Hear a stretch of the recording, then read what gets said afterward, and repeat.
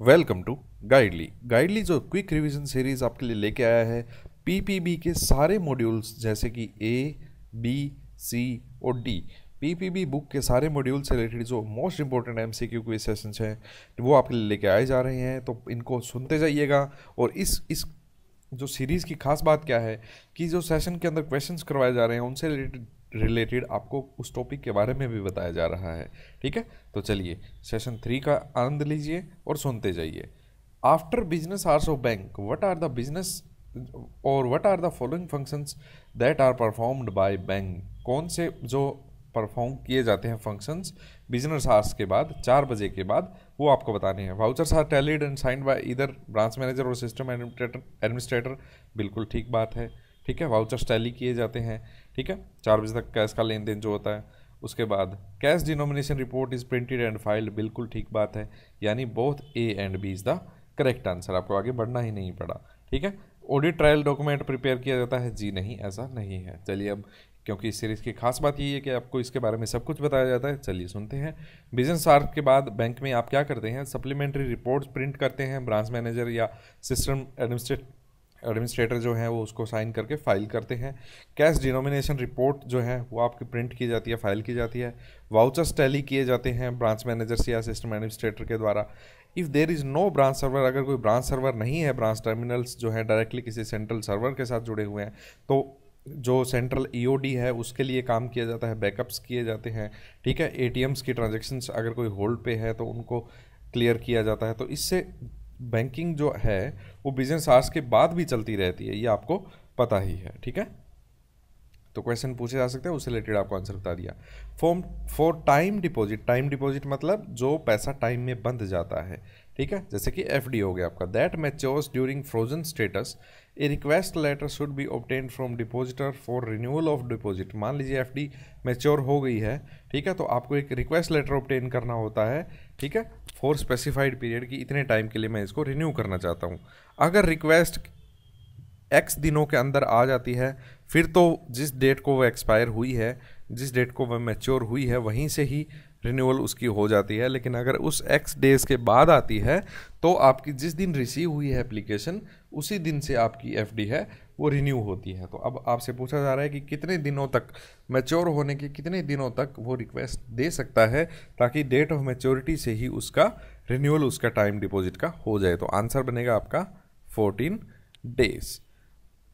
On time deposit frozen by bank under instruction of law enforcement authorities, payment of interest to be handled as per norms। Interest तो पे किया ही जाएगा। For term deposit that mature during frozen status, a request letter should be obtained from depositor for renewal of deposit amount with interest for specified period. If request is received within 14 days of expiry, renewal should be done with immediate effect from date of maturity. Date of maturity से ही, मान लीजिए 1 तारीख को expire हुई, ठीक है, और अगर आपने 10 तारीख को दे दी है रिक्वेस्ट आके कि मैं रिन्यू करवाना चाह रहा हूँ, तो 1 तारीख से ही मानी जाएगी। लेकिन अगर आप 20 तारीख को आके दे रहे हैं तो आपकी 20 तारीख से ही रिन्यूअल होगी। 20 वाले दिनों में आपका जो बैंक के हिसाब से जो पॉलिसी होती है उस हिसाब से आपको इंटरेस्ट का भुगतान किया जाएगा। ठीक है, if received after 14 days, renewal will be from date of receipt of request. The interest for intervening overdue period is paid as per policy of bank. जो आपका सेविंग इंटरेस्ट होता है उसके हिसाब से मिलेगा या कैसे, वो अलग अलग बैंक्स की अलग अलग पॉलिसीज़ है। And held in separate interest free account, ये इंटरेस्ट फ्री अकाउंट में रखा जाता है। The interest amount is release along with payment of related term deposit. अगर रिसीव नहीं होती है, बैंक्स रिन्यू कर सकते हैं। अगर आपने रिक्वेस्ट नहीं दी, ठीक है, 20 दिन हो गए, 30 दिन हो गए, तो बैंक के पास ये राइट है कि वो उसको रिन्यू कर सकता है ओरिजिनल जो टर्म पहले थी उतनी ही टर्म के लिए। ठीक है, the enforcement authority should be advised about the fact of renewal along with rate of interest of renewal deposit. मान लीजिए किसी भी तरीके से किसी एनफोर्समेंट अथॉरिटी ने, ठीक है, ये एक ऑर्डर निकाला हुआ है कि इसको एफडी को रिलीज़ नहीं करना। ठीक है, तो और अगर वो मैच्योर हो रही है और रिन्यूअल उसका हो रहा है, तो ये जो एनफोर्समेंट अथॉरिटी है उसको एडवाइस करना होता है ब्रांच मैनेजर के द्वारा कि ये रिन्यूअल हो रही है इस डेट के ऊपर और इस रेट ऑफ इंटरेस्ट के लिए ये रिन्यू की गई है। ठीक है, बैंक में continue to credit the interest to the account on a regular basis. चलिए आपको अब बताना है, इनकरेक्ट ऑप्शन चूज करना है। स्टेटमेंट 1 दी है, a transaction is considered as suspicious if to a person acting in good faith में एक्ट कर रहा है, it appears to have no economic rational और बोनाफाइड पर्पस।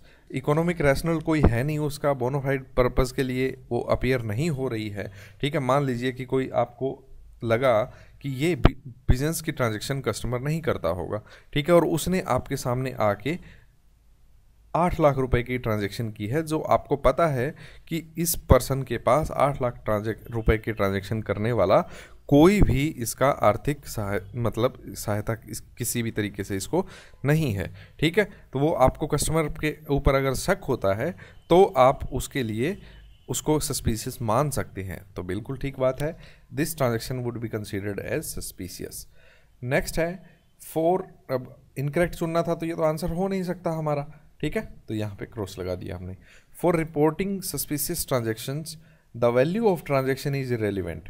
तो 49,950 रुपीज़, ठीक है, इससे ऊपर की ट्रांजेक्शन हुई, ठीक है, या मान लीजिए कि 49 लाख की अगर ट्रांजैक्शन हुई या 49,000 की ट्रांजैक्शन हुई, तो कैसे डिसाइड करेंगे कि किसको सस्पिशियस मानना है। ठीक है, एक अमाउंट का तो ऑब्वियसली बताया गया है कि किस में आपको सस्पिशियस ट्रांजैक्शन रिपोर्ट में रिपोर्ट करना है। ठीक है, लेकिन अगर आपको लगता है कि कोई ट्रांजैक्शन सस्पिशियस है तो वैल्यू पे डिपेंड नहीं करता, अगर आपको सस्पिशियस लगी है तो वो आपको रिपोर्ट करनी होती है, ये आपको इंस्ट्रक्शंस दी गई है। ठीक है, तो value of transactions is irrelevant, relevant नहीं है, इररेलीवेंट है। ठीक है, क्यों? क्योंकि अगर कोई ट्रांजैक्शन सस्पिशियस लगती है तो वो 1 रुपए की भी हो सकती है, 1 करोड़ की भी हो सकती है।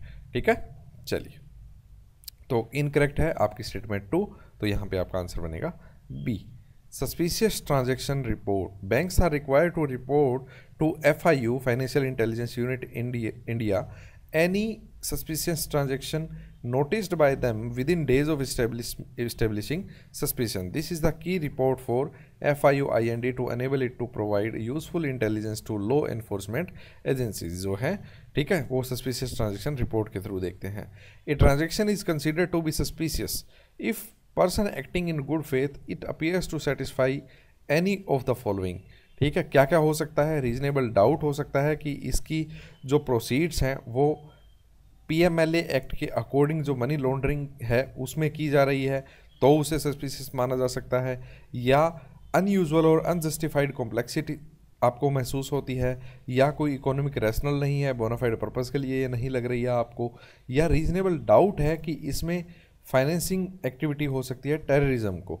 ठीक है, तो reporting suspicious transaction, for reporting suspicious transaction the value of transactions is not relevant, even non monetary transactions are reported for instances usual operation of the locker, unusual operation of the locker. मान लीजिए कि बार बार unusual जो locker का operation है वो हो रहा है, तो आपको शक होता है कि क्या पता कोई हथियार इसमें रखा जा रहा हो या कुछ अनयूजुअल कैश रखाना जा रहा हो। ठीक है, क्योंकि आपको पता है लॉकर्स के अंदर कैश अलाउड नहीं है। ठीक है, तो इस ट्रांजैक्शन को भी आप सस्पिशियस ट्रांजैक्शन की कैटेगरी में रिपोर्ट कर सकते हैं, हालांकि ये नॉन मॉनेटरी थी। ठीक है, इसीलिए कहा गया है कि ये वैल्यू पे डिपेंड नहीं करता ट्रांजैक्शन के, वैल्यू अगर नहीं है तो भी इसको सस्पिशियस बोला जा सकता है। ठीक है, तो ये इतनी डिटेल में बताई गई है, यही गाइडली की खास बात है कि आपको एक क्वेश्चन के साथ साथ सस्पिशियस ट्रांजैक्शन से रिपोर्टेड सारी चीज़ बता दी गई है, तो इसमें कोई भी घुमा के अगर कोई क्वेश्चन पूछेगा आपसे तो आप ढंग से बता पाएंगे। प्रधानमंत्री जन धन योजना जो अकाउंट है उसमें ओवरड्राफ्ट फैसिलिटी दी जाती है क्वालिफाइंग अकाउंट होल्डर्स को, वो कितने रुपए तक की होती है? तो आंसर है आपका 10,000 रुपीज़। ठीक है, जिसमें बताने वाला होगा वो मैं आपको बताता जाऊंगा चीज़ें। Among the following is not correct in context of benefits of CTS। CTS की फुल फॉर्म जब आपको पता होगी, ईयर भी आपको पता होना चाहिए, चेक ट्रंकेशन सिस्टम। तो CTS से रिलेटेड कौन सी बात सही नहीं है? Time money. CTS क्या होता है? सबसे पहले तो ये बताइए, एक जो इलेक्ट्रॉनिक इमेज के फॉर्म में जब क्लियरिंग में कोई चेक लगाया जाता है, ठीक है, वो उतनी ही वैल्यू रखता है जितनी कि एक फिजिकल चेक। इससे क्या होता है कि आपका टाइम बचता है, मनी बचती है, मैन पावर बचती है। ठीक है, क्योंकि फिजिकल ट्रांसफर्स आपको क्लियरिंग हाउस में चेक्स का नहीं करना होता। अब बात आती है कि टाइम, इनकरेक्ट बताना है, time money man power expended on physical transfer of cheques from bank to clearing house are eliminated. बिल्कुल ठीक बात है ये तो। टाइम मनी सब बचता है आपका, तो इनकरेक्ट बतानी है, तो ये तो आंसर नहीं हो सकता। Clearing related frauds become less plausible, तो जो क्लियरिंग रिलेटेड जो फ्रॉड्स हैं वो उनमें कमी आती है, बिल्कुल ठीक बात है। क्यों? क्योंकि इसमें 3 तरीके से आपकी इमेज ली जाती है, grey scale, black and white scale के तरीके में 3 इमेज ली जाती है, ठीक है, फ्रंट बैक, तो इससे क्या होता है कि फ्रॉड्स होने के चांसेस कम होते हैं, ठीक है। तो ये आपकी फिर आंसर नहीं हो सकता क्योंकि ये तो करेक्ट है। Probability of cheques misplaced in transit is eliminated, cheque का इधर उधर होना, मिसप्लेस होना, ये भी बच जाता है, बिल्कुल ठीक बात है। एक आपके पास स्कैंड इमेज है तो ये तो करेक्ट बात है, लेकिन आंसर आपको इनकरेक्ट चुनना है तो गलत हुआ। Increases operational risk and risk related to paper clearing, जी नहीं, ऑपरेशनल रिस्क नहीं बढ़ता है इससे, ठीक है, इसलिए इसका आंसर बनेगा ये। क्यों? क्योंकि इसमें इलेक्ट्रॉनिक फॉर्म में ही इमेज है, जैसे कि पेपर के ऊपर चेक होता है आपका वैसे इलेक्ट्रॉनिकली उसको सेव किया जाता है, तो ऑपरेशनल रिस्क नहीं बढ़ता है इसके अंदर, ठीक है। और इसमें बार बार कई लेवल पे इस चेक की निगरानी की जाती है, तो गलती होने के चांसेस बहुत ही रेयर हैं। Which of the following statements are true pertaining to accounts opened with NBFC? NBFC के साथ अकाउंट खुले हुए हैं और मान लीजिए डॉक्यूमेंट्स सबमिट करवाए बिना, जैसे कि BSPDA के अंदर आपको छूट मिलती है, वैसे ही NBFC के साथ अगर आपने कुछ डॉक्यूमेंट्स आपने नहीं सबमिट किए हैं, उनके बावजूद भी आपका अकाउंट खोला जाता है, तो उससे रिलेटेड कौन सी स्टेटमेंट्स ट्रू है वो आपको बतानी है, ठीक है। The account shall remain operational initially for period of 6 months within which CDD due होता है? कस्टमर ड्यू डिलीजेंस। कस्टमर ड्यू डिलीजेंस में आप जानते हैं कस्टमर को, ठीक है, विद वाया डॉक्यूमेंट्स और visits, within which customer due diligence as per section 16 shall be carried out, ठीक है। तो ये कितने टाइम के अंदर operational, initially for account shall remain operational, कब तक ये ऑपरेशनल रहना चाहिए? 6 months के लिए? जी नहीं, यहाँ पे आएगा आपका 12 months का टाइम मिलता है। Balances in all their accounts taken together shall not exceed ₹90,000 at any point of time, ठीक है। अगर मान लीजिए कि एक या एक से अधिक खाता है तो बैलेंस जो है वो आपका 90,000 से क्रॉस नहीं करना चाहिए सारे अकाउंट्स में टोटल, तो ये भी बात गलत है क्योंकि यहाँ पे आपका आंसर बनेगा 50,000, तो ये भी नहीं बना, ये भी नहीं बना। चलिए, अब आपको लग रहा होगा कि ये तो बनेगा ही बनेगा, कुछ नहीं पता, एक बार पढ़ते हैं। क्यों? क्योंकि नन ऑफ दिस भी आंसर हो सकता है। The total credit in all accounts taken together shall not exceed rupee, अब ये तो था at any point of time, अब है 1 साल के अंदर, shall not exceed 2 lakh rupees, जी नहीं, यहाँ पे आएगा 1 लाख रुपीज़, तो आंसर बनेगा आपका नन ऑफ द अबव। ये डिटेल मैंने आपको पहले बता ही दी, यहाँ पे जब मैंने आपको यहाँ पे पूरा पढ़ के बताया तो यही चीज़ सारी इसके अंदर लिखी गई है, वरना आप स्क्रीनशॉट लेके पढ़ पाएंगे, देख सकते हैं अगर आपका मन है तो। In contract of indemnity, indemnity contract के अंदर person giving the promise is known as, पहली बात तो इंडेमनिटी जानिए क्या होता है। इंडेमनिटी एक तरीके से आप एक एश्योरेंस देते हैं, गारंटी देते हैं कि अगर आपको कोई लॉस हुआ मेरे किसी इस एक्ट की वजह से तो उसकी भरपाई आपकी मैं करूँगा, ठीक है। तो ये हुआ इंडेमनिटी देना, ठीक है। जिसको इंडेमनिटी दी गई है वो होता है इंडेमनीफाइड, जिसको इंडेमनिटी दी गई है, जिसको इंडेमनिटी दी गई है वो होता है इंडेमनीफाइड, और जिसने इंडेमनिटी दी है वो होता है इंडेमनीफायर, ठीक है। तो यहाँ पे आपका आंसर बनेगा, जो प्रॉमिस करता है वो कौन होता है? Indemnifier. A contract by which one party promises to save the other from loss caused by him by the conduct of promisor himself or by conduct of any other person is known as contract of indemnity।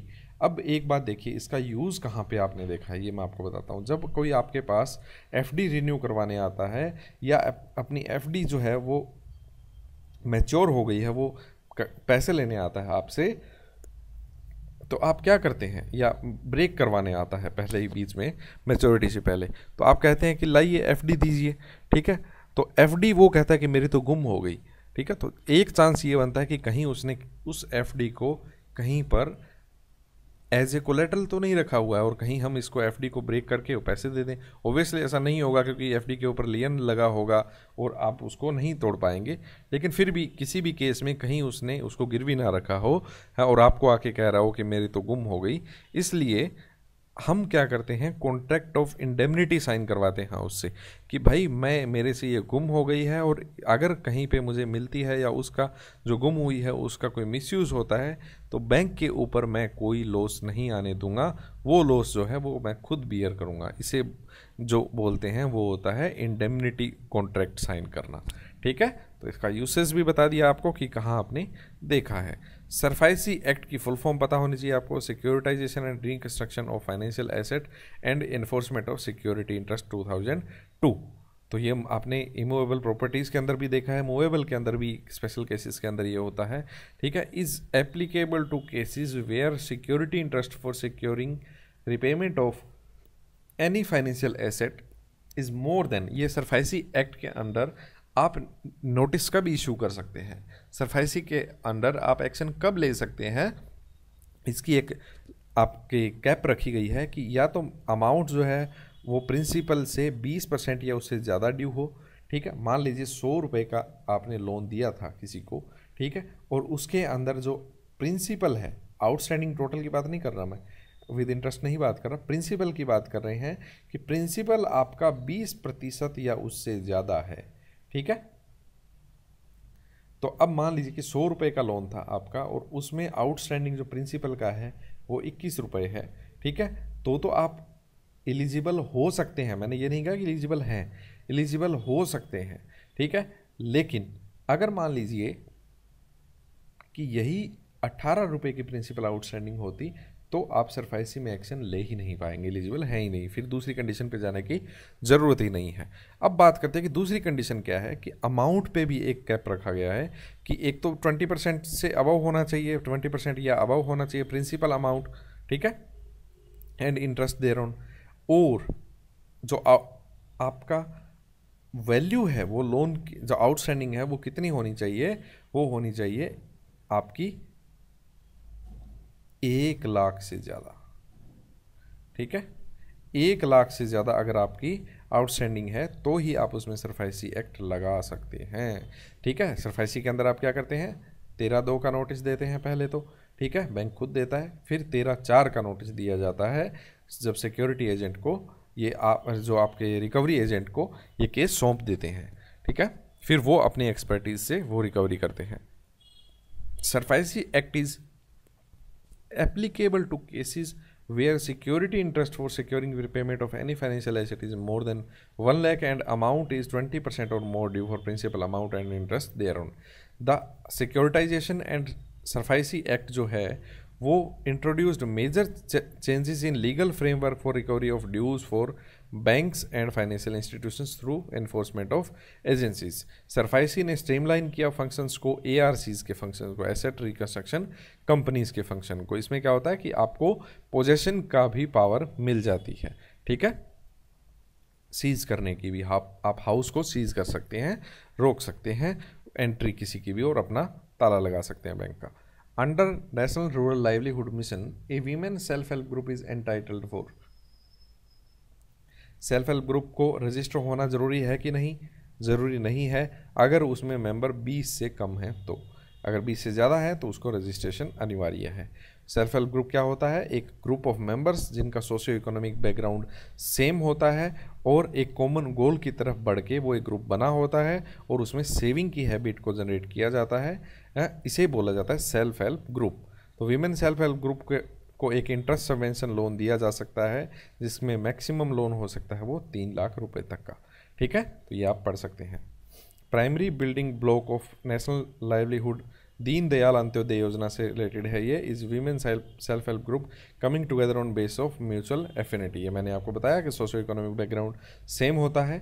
ठीक है, और 5 से 7 साल के लिए बनाया जाता है पुअर जो पर्सन है उनके ग्रुप को, ताकि वो उन्हें अबव पॉवर्टी लाइन लाया जा सके, बिलो पॉवर्टी लाइन जो होते हैं उनको। ठीक है, और अगर क्या ये मैंडेटरी है कि सारे बिलो पॉवर्टी लाइन ही होने चाहिए? जी नहीं, अबव पॉवर्टी लाइन भी हो सकते हैं, लेकिन मेजर जो लोग होंगे वो बिलो पॉवर्टी लाइन होंगे। और जो अबव पॉवर्टी लाइन है उन्हें किसी भी सब्सिडी का फ़ायदा नहीं मिल सकता, उन्हें किसी भी सब्सिडी के साथ साथ कोई भी डिसीजन मेकर वो नहीं हो सकते उस ग्रुप के अंदर। ठीक है, to what amount of money no margin. अब देखिए कितनी चीज़ें आपको साथ में बता दी गई है। तो यही इस सीरीज़ की खासियत है। To what amount of money no margin is required on loans under revised KCC.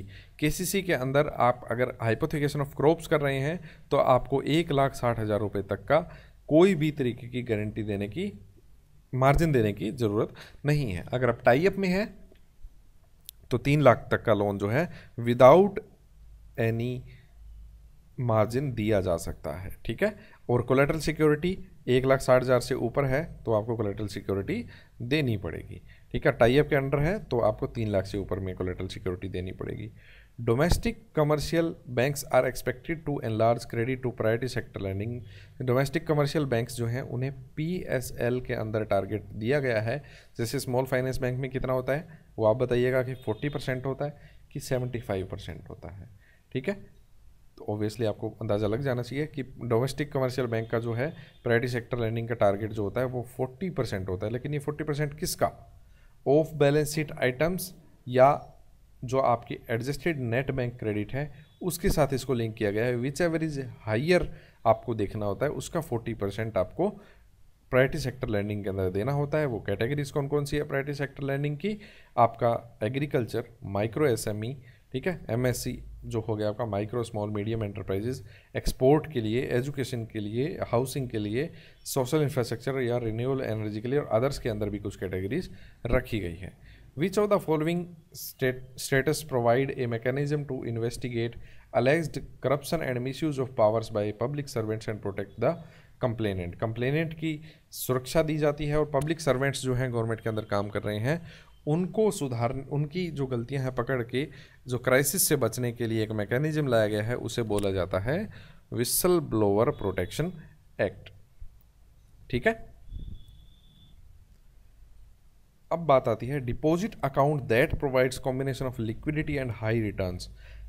Time deposit में हाई रिटर्न्स मिलते हैं, लिक्विडिटी नहीं होती। डिमांड डिपॉजिट में लिक्विडिटी होती है, हाई रिटर्न नहीं होता, जो सेविंग अकाउंट होता है आपका। FD के अंदर लिक्विडिटी नहीं होती, हाई रिटर्न होता है, ठीक है। टाइम डिपॉजिट में आपके FD RD दोनों आ जाते हैं। हाइब्रिड के अंदर क्या होता है, वो आपको लिक्विडिटी भी पूरी देते हैं, हाई रिटर्न्स भी देते हैं। इसमें क्या होता है कि आप फिक्स कर देते हैं कि 5,000 से या 10,000 से ऊपर का जितना भी मेरा बैलेंस होगा वो सारा FD में कन्वर्ट हो जाया करेगा अपने आप। और जैसे मैं कैश निकलवाऊंगा, ठीक है, तो मान लीजिए 7,000 निकलवाया तो 5,000 इधर से निकल जाएगा, 2,000 जो FDs बनी है वो अपने आप ब्रेक होकर 2,000 मेरे इधर मिल जाएंगे और बाकी जो बचा हुआ है वो 2,000 के अलावा अपने आप FD में कन्वर्ट हो जाएगा, ठीक है। तो अलग अलग बैंक्स जो हैं वो अलग अलग सुविधाएं देते हैं, जैसे कि ICICI bank quantum deposit scheme बोलता है इसे, SBI मोड्स बोलता है मल्टी ऑप्शनल डिपॉजिट स्कीम, ठीक है। तो ये एक तरीके से फ्लेक्सी डिपॉजिट होता है, सेविंग कम FD अकाउंट इसे बोला जाता है। ये FD लिंक्ड सेविंग अकाउंट होता है, हाई रिटर्न्स आपको इसमें मिलते हैं। इसका स्क्रीनशॉट लेके आप इसको पढ़ सकते हैं। 1 person company may lose its status if paid up capital exceeds। Paid up capital अगर एक्सीड कर जाती है कितने अमाउंट से, तो वो 1 person कंपनी जो है वो अपना स्टेटस लूज कर देगी। तो आंसर क्या बनेगा आपका 50 लाख रुपीज़। 50 लाख रुपीज़ अगर पेड अप कैपिटल एक्सीड हो जाता है तो वो कंपनी अपना स्टेटस लूज कर देगी। लेकिन इसमें एक कंडीशन और भी है साथ में, नॉट ओनली 50 लाख रुपीज़, अगर एवरेज एनुअल टेन्योर वो भी 2 करोड़ से ज़्यादा का एक्सीड हो जाता है इन 3 इमीडिएट प्रीसीडिंग कॉन्जिक्यूटिव ईयर, पिछले 3 सालों के अंदर उसका एवरेज जो एनुअल टेन्योर है वो 2 साल से एक्सीड कर जाता है, तो वो 1 person कंपनी से अपना स्टेटस लूज कर देगी, ठीक है। चलिए इस सेशन के अंदर इतना ही। जैसे कि आपको पता है गाइडली आपका हैंड होल्डिंग रखने वाला है, जब तक आपका CIAB तक क्लियर नहीं करवा देता। JIB CIAB दोनों के लिए आपको चीज़ें प्रोवाइड करवाई जा रही हैं, ठीक है। Chapter wise sessions, tricky concepts और MCQ सेशंस आपके लिए लाए जा रहे हैं। अगर आपको सेशन पसंद आया तो लाइक कीजिए, शेयर कीजिए अपने सीरियस दोस्तों के साथ, और अगर आपको नहीं पसंद आया तो कमेंट करके ज़रूर बताइएगा कि आपको क्या चीज़ में कमी लगी ताकि हम उसमें सुधार कर सकें आपके लिए। चलिए थैंक यू सो मच।